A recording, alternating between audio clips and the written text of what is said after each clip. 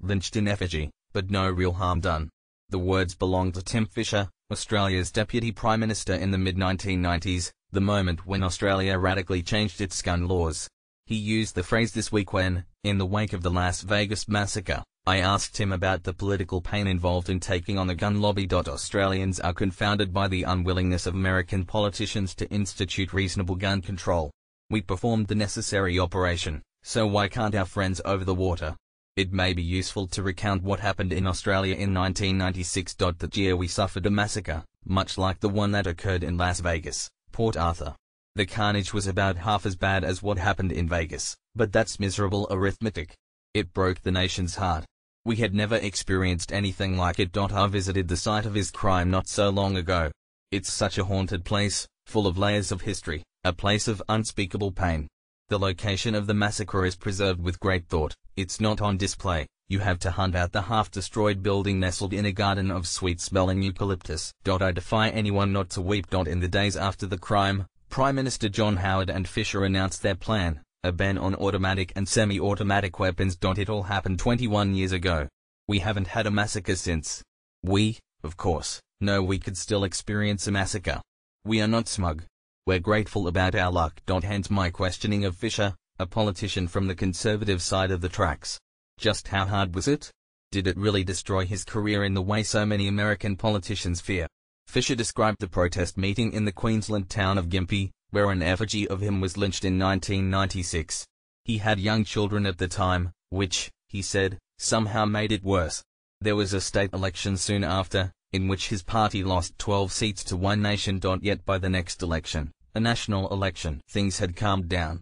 The two political parties that had instituted gun control, Fisher's own National Party, the Nationals, and its senior partner, the Liberal Party, won back their usual levels of support. Fisher's party represented the farming sector, the constituency with the largest number of guns.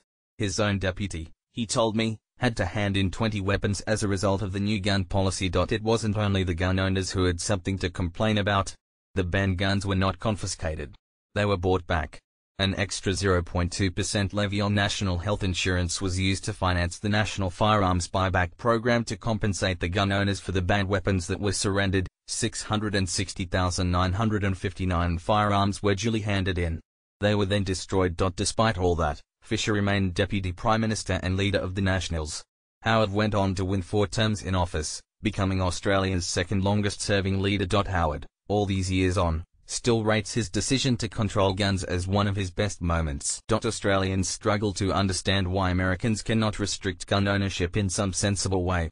That's why I quizzed Fisher yesterday on my Sydney radio show. I wanted to know about the political pain, and whether it would be the Armageddon that American politicians predict. Some US representatives, I said to him, believe they will be ejected from office if they ever take on the NRA. Fisher is a polite man, in the mold of most Australian farmers. He wears a hat. He would never belittle his American conservative brethren. But he does say US gun laws have to change. In fact, he told me in the interview that Australians should stop traveling to the United States unless necessary, because of the threat of gun violence. Yet Fisher, acknowledging the difficulty our American friends are facing, confesses that Australia's gun lobby is quite different from the NRA. It doesn't have quite the same ability to intimidate. He's right. The US gun culture is different from our own. When I was growing up in Australia, nearly all the people I knew with guns were farmers. They'd have one gun to dispatch an ailing cow. One family friend, a non-farmer, would occasionally hunt rabbits and kangaroos, but that was unusual. The suburban person with the gun in the drawer next to his bed, something, I gather, still common in the United States, has never been part of normal Australian life. Under our current laws, that handy bedside gun would also be illegal, unless the bedside table was a gun safe, bolted to the wall, with the key kept separately and the ammunition stored elsewhere. Yet here's another thing, left out of the debate on gun crime and terrorism in Australia is our historically high suicide rate. We have a tough, unpredictable environment. It's especially tough for our farmers. Having a gun nearby, so often, for so many people, has not been a good idea. Still, many thousands of Australian lives have.